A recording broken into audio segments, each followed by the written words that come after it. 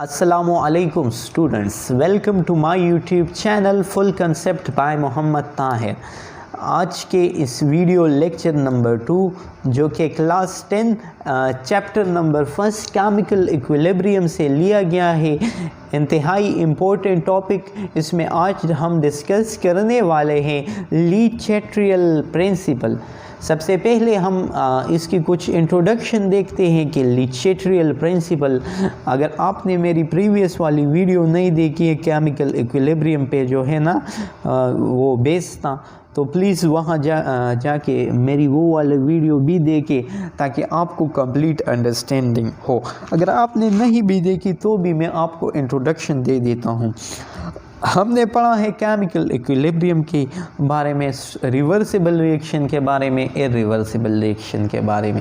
सबसे पहले reversible reaction क्या होता है? वो रिएक्शन जो फॉरवर्ड और बैकवर्ड डायरेक्शन में सिमल्टेनियसली प्रोसीड करे, जो फॉरवर्ड और बैकवर्ड डायरेक्शन में सिमल्टेनियसली प्रोसीड करे तो उसे हम रिवर्सिबल रिएक्शन कहते हैं। और वो रिएक्शन जो सिर्फ फॉरवर्ड डायरेक्शन में चले और दोबारा बैकवर्ड में नहीं चले तो उसे हम इरिवर्सिबल रिएक्शन कहते हैं। फिर हमने केमिकल इक्विलिब्रियम के बारे में स्टडी की थी कि केमिकल इक्विलिब्रियम रिवर्सिबल रिएक्शन की एक कंडीशन है, एक हालत है जिसमें rate of forward reaction is only equal is not a case, जिसमें rate of forward reaction and backward reaction constant हो जाए तो उसे हम केमिकल इक्विलिब्रियम कहते हैं। सो आज हम लीचेट्रियल प्रिंसिपल को पढ़ते हैं। सबसे पहले इन 1884 में लीचेट्रियल ने ये प्रिंसिपल दी थी। इन 1884 ये एक फ्रेंच केमिस्ट था, हेनरी लीचेट्रियल इसका नाम था। इसने 1884 से पहले इन्होंने इक्विलिब्रियम को स्टडी किया डीपली। इक्विलिब्रियम को इन्होंने डिफरेंट तरह के इक्विलिब्रियम को स्टडी किया, रिसर्चेस किए और फिर इन्होंने एक स्टेटमेंट दिया, एक जनरल प्रिंसिपल दिया, एक जनरल प्रिंसिपल जो तमाम किस्म के, तमाम दुनिया के इक्विलिब्रियम पर जो है ना ओबे होते हैं, जो तमाम दुनिया के इक्विलिब्रियम पे अप्लाई हो सकता है। अब ये इसकी स्टेटमेंट क्या है? When a stress is applied on a system in equilibrium, जब कोई स्ट्रेस अप्लाई हो जाए किसी भी सिस्टम पर और वो सिस्टम इक्विलिब्रियम में हो, then the system tends to adjust itself so as to reduce or minimize the stress। अब इसका मतलब क्या है? स्ट्रेस कहता है दबाव या ज़ोर को, सही है। तो ये कहता है जब किसी भी सिस्टम पे हम कोई दबाव डालें ना और वो सिस्टम इक्विलिब्रियम पे हो तो इक्विलिब्रियम अपने आप को एडजस्ट करेगा कि इस स्ट्रेस को, इस दबाव को कम करे। लेट्स सपोज ये मार्कर है, ये एक इक्विलिब्रियम स्टेट में है। अगर हम इस पे कोई स्ट्रेस डालें, अब ये स्ट्रेस जो है ना बहुत तरह के जो है ना आप बहुत तरह के इस पे डाल सकते हो। लाइक आप इसकी टेम्परेचर को चेंज कर सकते हो, इसकी प्रेशर को चेंज करते हो, इसमें कैटलिस्ट ऐड कर सकते हो, इसके वॉल्यूम को चेंज कर सकते हो, इसके प्रेशर को चेंज कर सकते हो, इसकी कंसंट्रेशन को चेंज कर सकते हो। लेकिन ये जनरल एग्जांपल है ना। अगर मैं इस पे कोई यहाँ पर जो है ना कंसंट्रेशन चेंज करता हूँ, देखे यहाँ पर कोई ज़ोर आया तो ये इक्विलिब्रियम डिस्टर्ब हुआ ना, तो ये इक्विलिब्रियम जो यहाँ पर है ना तो ये अपने आप को एडजस्ट करके यहाँ आएगा और इस चेंजेस को कम करेगा। सिमिलरली अगर मैं यहाँ पर जो है ना कंसंट्रेशन को इंक्रीज़ करूँ तो यहाँ पर देखिए, अगर मैं इस पे ज़ोर दे दूँ, स्ट्रेस डालूँ तो ये इक्विलिब्रियम यहाँ मूव करके इस स्ट्रेस को कम करके इस तरह रहेगा। तो ये थी इसकी स्टेटमेंट। अब हम इस स्ट्रेस को समझते हैं कि ये stress, there are a lot of ways on which stress can be applied but there are 3 important ways. ये 3 जो इम्पोर्टेंट वेज है जो एग्ज़ाम पॉइंट ऑफ व्यू से जो है ना 10th सेकेंड ईयर ये सब के लिए इम्पोर्टेंट है। इसमें सबसे पहले जो है ना changing of concentration of reactant and product. अगर हम किसी रिएक्शन में प्रोडक्ट या रिएक्टेंट की कंसंट्रेशन, उसकी मिकदार को चेंज करे, उसमें क्वांटिटी ऑफ मैटर को चेंज करे ना, तो उससे जो है ना इक्विलिब्रियम डिस्टर्ब हो सकता है, उस पर स्ट्रेस आ सकता है। सेकेंडली हम जो है ना चेंजिंग द प्रेशर, अगर हम किसी भी इक्विलिब्रियम स्टेट में है ना, ये चेंजिंग ऑफ प्रेशर हम इंशाल्लाह पढ़ेंगे, ये सिर्फ गैसियस सिस्टम पे अवेलेबल है, गैसियस सिस्टम पे अप्लाई है। फिर हम अगर चेंजिंग द टेम्परेचर करें ना, तो इसको भी हम इंशाल्लाह वन बाय वन जो है ना डिस्कस करेंगे। सबसे पहले हम इसकी थोड़ी एक्सप्लेनेशन देखते हैं, फिर effect of change of concentration को हम देखते हैं। So this when applied to chemical reaction, जब कंसंट्रेशन चेंज हो जाए या टेम्परेचर चेंज हो जाए या प्रेशर और वॉल्यूम चेंज हो जाए, तो इससे जो केमिकल रिएक्शन में चेंजेस आएगा केमिकल इक्विलिब्रियम में, ली चार्ट्रियल ने वही एक्सप्लेन की है। सही है। When stress is applied like change of concentration, pressure or temperature, ली चार्ट्रियल ने फिर अपना एक्सप्लेनेशन दिया है। वो तो स्टेटमेंट था, अब एक्सप्लेनेशन ये है कि जब कोई स्ट्रेस अप्लाई हो जाए, लाइक चेंज इन कंसंट्रेशन या चेंज इन प्रेशर या change in temperature is cause to chemical reaction in equilibrium, जब ये तीनों में चेंज आए और एक सिस्टम में और वो केमिकल इक्विलिब्रियम में हो, तो the equilibrium will shift to the right और left so as to reduce changes.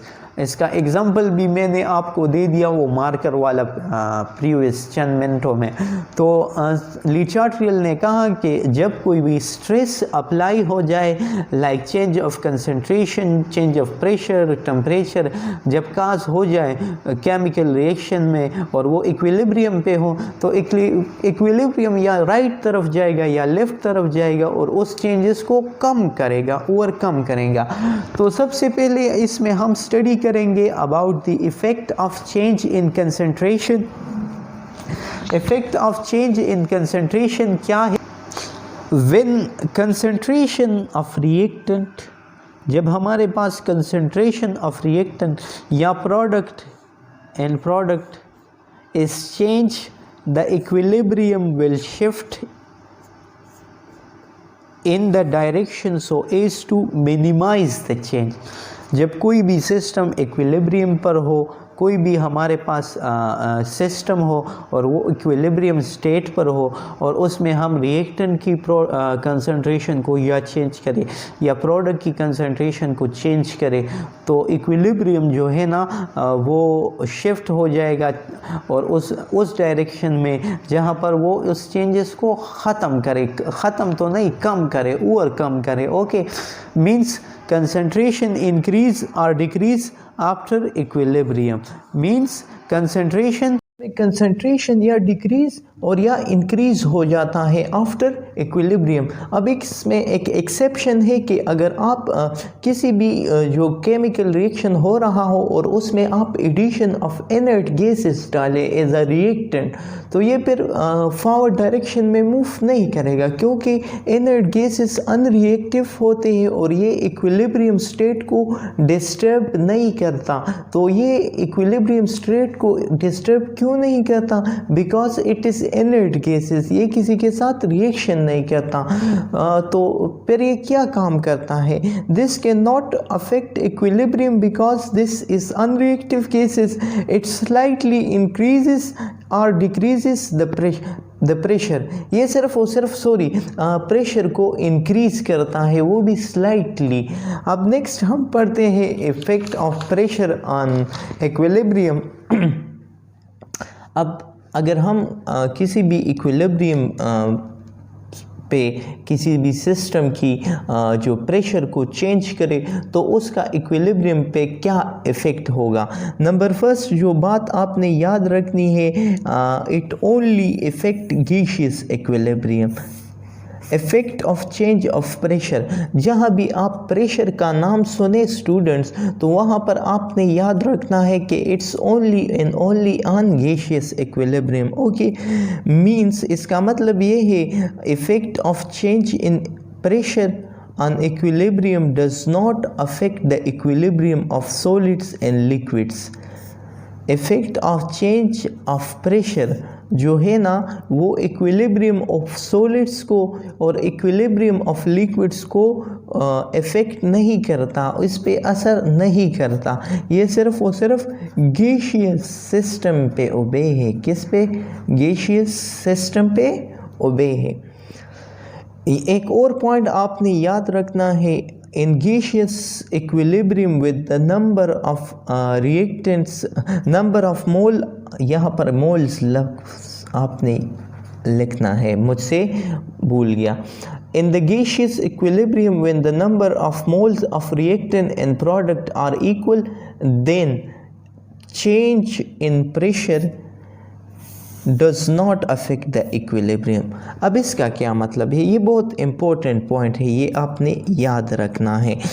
जब हमारे पास गैसियस, सबसे पहले हमने पढ़ा है जो effect of change of pressure है ऑन इक्विलिब्रियम, सो ये सिर्फ गैसियस सिस्टम पे जो है ना ओबे होता है। गैसियस सिस्टम पे ये सिर्फ और सिर्फ अप्लाइड होते हैं। नेक्स्ट जो है ना ये ऑल गैसियस सिस्टम पे भी जो है ना ओबे या अप्लाइड नहीं होता। ये उन केसेस पे अप्लाई होती है जहाँ पर रिएक्टेंट और प्रोडक्ट में डिफरेंट नंबर ऑफ मोल्स हो। अगर हमारे पास कोई गैसियस सिस्टम है, कोई गैसियस इक्विलिब्रियम है और इसमें रिएक्टेंट का भी नंबर ऑफ 2 मोल्स है और प्रोडक्ट का भी नंबर ऑफ 2 मोल्स है, तो इस सिस्टम पे change of pressure on equilibrium does not work. Change of pressure of equilibrium सिर्फ गैसियस सिस्टम पे इफ़ेक्ट करता है, और गैसियस सिस्टम में भी वो सिस्टम जिसमें दोनों तरफ रिएक्टेंट और प्रोडक्ट के दोनों के दरमियान नंबर ऑफ मोल्स डिफरेंट हो, तो उस ऐसे सिस्टम को इफ़ेक्ट करता है। सही है। So in gaseous equilibrium when number of moles of reactant and product are equal, जब ये number of mole of reactant and product equal हो, then change in pressure does not affect the equilibrium. तो pressure में changes जो आए तो ये equilibrium को इफ़ेक्ट नहीं करता। लेट्स सपोज हमारे पास ये एक रिएक्टेंट है, ये केमिकल रिएक्शन है, केमिकल रिएक्शन। इसमें एक तरफ रिएक्टेंट है, दूसरी तरफ प्रोडक्ट है। अगर रिएक्टेंट का नंबर ऑफ मोल्स इक्वल हो प्रोडक्ट के नंबर ऑफ मोल्स का, रिएक्टेंट का जो नंबर ऑफ मोल्स है वो इक्वल हो प्रोडक्ट के नंबर ऑफ मोल्स के, तो equilibrium, this equilibrium also does not affect bye changing in pressure. अगर हमारे पास ये जनरल रिएक्शन है, ये गैसियस सिस्टम है, इक्विलिब्रियम में है, तो अगर हमारे पास ये रिएक्टेंट है, इसके नंबर ऑफ मोल भी लेट सपोज 2 हो और प्रोडक्ट की नंबर ऑफ मोल भी लेट सपोज 2 हो, तो इसमें नंबर ऑफ मोल दोनों तरफ इक्वल है, तो इस सिस्टम पर भी चेंजिंग ऑफ प्रेशर इफ़ेक्ट नहीं करता। ये भी चेंज प्रेशर के चेंजेस से असरअंदाज नहीं होता। प्रेशर के चेंजेस से सिर्फ और सिर्फ एक गैसियस सिस्टम में जो है ना एक चीज़ जो इफ़ेक्ट होता है, जब हमारे पास रिएक्टेंट जो है ना, रिएक्टेंट्स एक केमिकल रिएक्शन है, लेट्स सपोज केमिकल रिएक्शन, उस पे नंबर ऑफ मोल्स जो है ना ऑफ रिएक्टेंट्स वो डज नॉट इक्वल, जो इक्वल ना हो number of moles of product. देखिए स्टूडेंट्स, हमने पढ़ा कि effect of change of pressure on equilibrium, so ये सिर्फ गैसियस सिस्टम पे ओबे होता है, और गैसियस सिस्टम में भी उस सिस्टम पे ओबे है जहाँ पर रिएक्टेंट और प्रोडक्ट के दरमियान जो नंबर ऑफ मोल्स है वो डिफरेंट हो। लेट्स सपोज यहाँ पर हमारे पास रिएक्टेंट के 4 मोल्स है, सपोज़ ये हमने वैसे सपोज़ किया है, और प्रोडक्ट के लेट सपोज़ 3 मोल्स है। तो देखिए यहाँ पर नंबर ऑफ मोल्स डिफरेंस हो गए, तो अब ये अनइक्वल हो गया नंबर ऑफ मोल के लिहाज से। अब इस सिस्टम पे ओबे होता है effect of change of pressure. इस तरह के सिस्टम पे effect of change of pressure obey होता है। ये ओनली एंड ओनली कैसे स्टूडेंट्स, ये आपने याद रखने हैं, ये कुछ इम्पोर्टेंट बातें हैं about gaseous system, about effect of change of pressure on equilibrium. Eta point of view से, एमसीक्यूज पॉइंट ऑफ व्यू से ये माइन्यूट सी कन्फ्यूजन डालती है, लेकिन स्टूडेंट आपने याद रखनी है, क्योंकि वो आपसे अक्सर जो है ना एमसीक्यूज में, ईटा में इस तरह के क्वेश्चन भी पूछ सकते हैं कि एक सिस्टम है हमारे पास, उसमें नंबर ऑफ मोल सेम है, तो उस पे effect of change of pressure work करेगा या नहीं, और डिफरेंट ऑप्शन आपको देंगे, तो उसमें आपने जो है ना याद रखना है कि effect of change of pressure only and only जब number of moles of reactant and number of mole of product different हो तो उस पे वर्क करता है। ओके, सो अगर हम इसकी एक्सप्लेनेशन को देखें तो हमारे पास लेट सपोज रिएक्टेंट है और प्रोडक्ट है, number of moles of reactant equal नहीं है number of mole of product के, तो दिस इक्विलिब्रियम, ये जो इक्विलिब्रियम है ये इफ़ेक्ट होता है effect bye changing in pressure. तो ये वाला इक्विलिब्रियम जो है ना ये इफ़ेक्ट होता है चेंजिंग इन प्रेशर पे। नेक्स्ट जो इम्पोर्टेंट पॉइंट है इसमें, if we increase the pressure, अब ये इस सिस्टम पे जो इक्विलिब्रियम इस सिस्टम पे जो इफ़ेक्ट होता है चेंज ऑफ प्रेशर से जो ये सिस्टम इफ़ेक्ट होता है, तो वो किस तरह इफ़ेक्ट होता है, आपके जहन में ये भी क्वेश्चन आएगा। अगर हमारे पास एक ये सिस्टम है जिसमें number of moles of reactant and number of moles of product different हो, तो ये किस तरह इफ़ेक्ट होता है चेंजिंग ऑफ प्रेशर पे। तो देखिए, if we increase the pressure, जब हम इस सिस्टम की लेट सपोज इंक्रीज करें pressure, the volume simultaneously decreases. ये तो हमारे पास बॉयल लॉ है जो है ना, at constant temperature pressure is inversely proportion to volume, P at constant T constant P is inversely proportional to volume. ये हमारे पास बॉयल लॉ है। तो देखिए, इफ़ वी इंक्रीज प्रेशर, जब हम प्रेशर को बढ़ाते हैं तो वॉल्यूम सिमल्टेनियसली कम हो जाता है।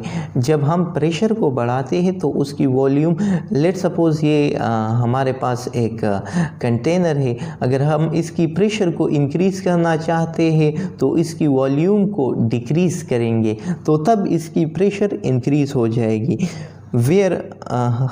देखिए, then system move, if we increase the pressure, the volume simultaneously decreases, then the system moves to those directions, so we can say that if the number of moles are unequal, then pressure affected the equilibrium. तो देखिए, इस जुमले को आप देखिए दोबारा, if we increase the pressure, then the volume simultaneously decreases, then the system move to those direction, so we can direction where the number of moles are less। ये देखिए, सॉरी मुझसे मिस्टेक हो गई, मैंने ये लाइन देखिए, जब हम किसी भी सिस्टम की जो प्रेशर है उसको इंक्रीज़ करें तो उस प्रेशर के इंक्रीज़ के साथ वॉल्यूम सिमल्टेनियसली डिक्रीज़ होता है, और जब वॉल्यूम हमारे साथ डिक्रीज़ हो जाए तो इक्विलिब्रियम जो है ना वह उस तरफ मूव करेगा जहाँ पर नंबर ऑफ मोल्स कम हो। लेट सपोज अगर हमारे पास ये सिस्टम है तो यहाँ पर नंबर ऑफ मोल 4 है, यहाँ पर 3 है, तो ज़ाहिरी बात है यहाँ पर नंबर ऑफ मोल्स हमारे पास कम है। अगर हम इस सिस्टम की प्रेशर को इंक्रीज़ करें, अगर हम इसकी प्रेशर को इंक्रीज़ करें तो ये कहाँ मूव करेगा, where the number of moles is less. तो यहाँ पर हमारे पास नंबर ऑफ मोल्स लेस है। तो अगर हम इस इक्विलिब्रियम की इस सिस्टम की प्रेशर को इंक्रीज़ करें तो ये नंबर ऑफ मोल जिस तरफ कम हो उसी तरफ मूव करेगी। तो देखिए अगर हम इसकी प्रेशर को इंक्रीज़ करें तो ये फॉरवर्ड डायरेक्शन में मूव करेगी। ओके, सो आपने ये याद रखना है स्टूडेंट, सही है। If the number of moles are unequal then pressure affect the equilibrium. So ये ओवरऑल समरी थी। अब हम इसकी कुछ एग्जांपल को देखते हैं। लाइक हमारे पास प्रोडक्शन ऑफ अमोनिया जो कि हेबर प्रोसेस है, इसको अगर हम देखें तो ये N2 + 3H2 into nitrogen plus 3 mole of hydrogen combined to gives us 2 mole of NH3।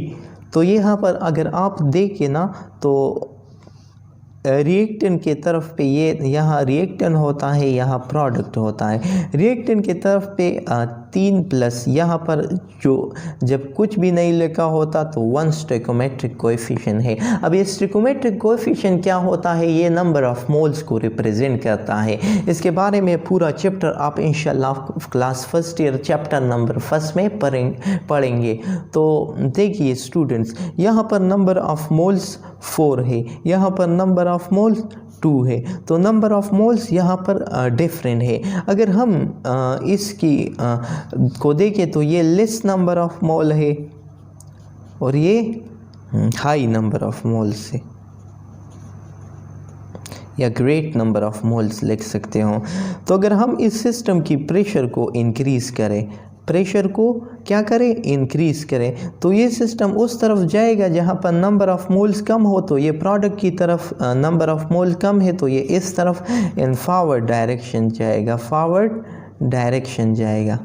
Okay, अगर आप इंग्लिश में इसे देखना चाहते हैं, if we increase the pressure the equilibrium shifts in the forward direction. सही है, जब हम इसकी प्रेशर को इंक्रीज़ करें तो इक्विलिब्रियम फॉरवर्ड डायरेक्शन में मूव करेगा। नेक्स्ट जो हमारे पास एग्जांपल है, like hydrogen, 1 mole of hydrogen combines to 1 mole of iodine will gives us 2 mole of hydrogen iodide। तो देखिए यहाँ पर भी नंबर ऑफ मोल 2 है, यहाँ पर भी नंबर ऑफ मोल 2 है, तो बोथ इक्वल है। तो number of moles of reactants 2, number of moles of product 2, both are equal. ये दोनों जो है ना इक्वल है। So this equilibrium also does not affected by changing in pressure. तो ये इक्विलिब्रियम भी प्रेशर के चेंजिंग से डिस्टर्ब नहीं होता, क्योंकि यहाँ पर दोनों तरफ रिएक्टेंट और प्रोडक्ट की तरफ नंबर ऑफ मोल सेम है। तो स्टूडेंट ये थी effect of change of pressure of on equilibrium. Next हम पढ़ते हैं बहुत इम्पोर्टेंट जो इफ़ेक्ट है, effect of change of temperature on equilibrium. अब effect of change of temperature on equilibrium क्या है? सबसे पहले आपने जो है ना पूरे केमिस्ट्री को ऑन द के रिएक्शन को on the basis of temperature जो है ना 2 टाइप्स में क्लासिफाई किया गया है। So reaction on the basis of temperature are divided in 2 categories. One is called the exothermic reaction and the other is called the endothermic reaction. अब effect of change of temperature on equilibrium हम पढ़ेंगे, लेकिन इससे पहले हम जो है ना हमारे पास जो पूरी केमिस्ट्री की रिएक्शन से उस टेम्परेचर के लिहाज से 2 कैटेगरी में डिवाइड किया गया है। इसमें एक exothermic and the other is endothermic. अब ये एक्सोथर्मिक क्या है और एंडोथर्मिक क्या है, इस पूरे को हम डिस्कस करेंगे। फिर एक्सोथर्मिक रिएक्शन पे टेम्परेचर के चेंज होने से क्या इफ़ेक्ट होता है और एंडोथर्मिक के पे जो टेम्परेचर के चेंज होने से क्या इफ़ेक्ट होता है। तो इस सारी चीज़ को हम इंशाल्लाह एक्सप्लेन करेंगे। तो सबसे पहले हम एक्सोथर्मिक रिएक्शन को देखते हैं। The reaction which release heat, exothermic, exo mean out, exo mean out, therm कहते हैं यहाँ पर एनर्जी या heat. Heat is also a form of reaction, a form of energy in reactions. तो इसको आपने जो है ना properly understand किया है in my previous videos. So the reaction which release heat is called exothermic reaction. Exothermic reaction, पूरे chemistry के रिएक्शन को दो भागों में डिवाइड किया गया है। One is called exothermic and the other is called endothermic. अब एक्सोथर्मिक क्या है? जो हीट को रिलीज़ करे। सिंपली अगर आपको वाई पॉइंट ऑफ व्यू से अगर आपसे कोई भी टीचर पूछे तो वो रिएक्शन जो हीट रिलीज़ करे तो उसे हम एक्सोथर्मिक कहते हैं। और एंडोथर्मिक क्या है? The reaction in which heat is absorb is called endothermic reaction. ये जो लेट सपोज हमारे पास ये रिएक्शन है और ये रिएक्शन है, तो एक्सोथर्मिक में इससे हीट बाहर निकलती है और एंडोथर्मिक में ये हीट एब्जॉर्ब करते हैं। एब्जॉर्ब और ये इवॉल्व्ड, ये आपने याद रखने हैं। अब हम जो है ना एक्सोथर्मिक की तरफ आते हैं। Means heat as a product, जिसमें हीट रिलीज होता है तो सिंपली हीट हमें मिलता है as a product. Let suppose हमारे पास ए और बी कंबाइन होके हमारे पास सी प्लस हीट देता है, तो ये एज अ प्रोडक्ट हमें मिला है। देखिए सो अगर हम यहाँ पर देखें mean heat use as a reactant, तो यहाँ पर हीट लेके कोई भी रिएक्शन होता है तो यहाँ पर heat as a reactant use हो गया है। देखिए यहाँ पर heat as a reactant use होगा। C plus heat will gives us A plus B, तो यहाँ पर heat as a reactant use हुआ है।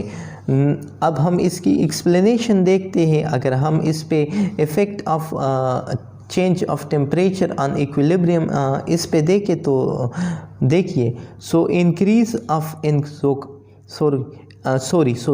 So in case of exothermic reaction की केस में when the temperature of exothermic reaction is increase, जब किसी भी अगर हम इसकी एक्सप्लेनेशन देखें on the basis of effect of change of temperature on equilibrium, तो देखिए so in case of exothermic reaction when the temperature of exothermic reaction is increase, जब हम किसी भी एक्सोथर्मिक रिएक्शन की जो है ना टेम्परेचर को इंक्रीज करें, so the equilibrium shifts in backward direction. जो लेट सपोज हमारे पास ये एक रिएक्शन है, अगर हम ये एक्सोथर्मिक रिएक्शन है, तो अगर एक्सोथर्मिक रिएक्शन को हम हीट अगर उसकी हम टेम्परेचर इंक्रीज़ करें तो ये बैकवर्ड डायरेक्शन में जाता है। क्यों? क्योंकि ये ऑलरेडी हमें हीट देता है। तो अगर हम इसमें की टेम्परेचर इंक्रीज़ करके इसे हीट दे तो इसकी ये तो ऑलरेडी हमें हीट देती है, अगर हम इसे हीट दे दे तो ये बैकवर्ड डायरेक्शन में मूव करेगा। तो ये तो सिंपल लॉजिक है। And if we decrease the temperature, अगर हम इसकी टेम्परेचर को और भी डिक्रीज़ करें तो इक्विलिब्रियम फॉरवर्ड डायरेक्शन में जाएगा। देखिए ये रिएक्शन, इस रिएक्शन में हीट एज अ प्रोडक्ट हमें मिलती है। अगर हम इस हीट को और कम करें तो ये और ए और बी जो है ना रिएक्शन करके और हीट हमें देगा। तो effect of change of pressure of on exothermic reaction, if we increase the temperature of exothermic reaction, then the equilibrium shift in the reverse direction, and if we decrease the temperature of exothermic reaction, the equilibrium shift in the forward direction। यहाँ पर हमें heat as a product मिलती है, अगर इसे हम as a reactant दे दें तो फिर तो ये backward जाएगा, और अगर इस heat को हम और भी कम करें तो ये as a forward जाएगा। In case of endothermic reaction अगर हम देखें if we increase the temperature of endothermic reaction, अगर हम endothermic reaction की जो temperature है उसे increase करें, then the equilibrium will shift in forward direction. जब हम जो है ना हीट को इंक्रीज़ करें एंडोथर्मिक रिएक्शन के, ये दोनों बिल्कुल अपोजिट है। ये सारा आपने स्क्रीनशॉट लिख के बार बार मेरी वीडियो को रिवाइज करना है ताकि आपको कम्प्लीटली समझ में आ जाए। तो अगर हम एंडोथर्मिक रिएक्शन देखें तो यहाँ पर heat as a reactant use हो जाता है। तो अगर हम इसको और हीट दे दें, यानी इसकी टेम्परेचर को इंक्रीज़ करें, टेम्परेचर को इंक्रीज़ करें, सही है। तो ये तो already heat as a reactant use करेगा, जो जितना रिएक्टेंट में इससे ज़्यादा हीट मिलेगा उतना ये जल्दी कंबाइन होके हमें A+B देता है और रिएक्शन हमारे पास फॉरवर्ड डायरेक्शन में जाता है। और अगर हम if we decrease the temperature then the equilibrium will shift in backward direction. अब ये देखिए, अगर हम इसकी टेम्परेचर को डिक्रीज़ करें, यहाँ पर हीट एज अ रिएक्टेंट अगर ये हमें डिक्रीज़ करे तो यहाँ पर हीट नहीं मिल रहा है, तो ये बैकवर्ड डायरेक्शन में फिर चला जाएगा। ओके, सो ये थी कुछ इंट्रोडक्शन। अगर हम इसमें हीट ऐड करें तो स्टूडेंट ये थी इंट्रोडक्शन अबाउट दिस। सो अगर आपको मेरी ये वीडियो पसंद आए तो इसे लाइक, शेयर और सब्सक्राइब ज़रूर करना। और student, if you find any problem so please ask me in the comment section below. So I hope you will understand my lecture. So thank you so much.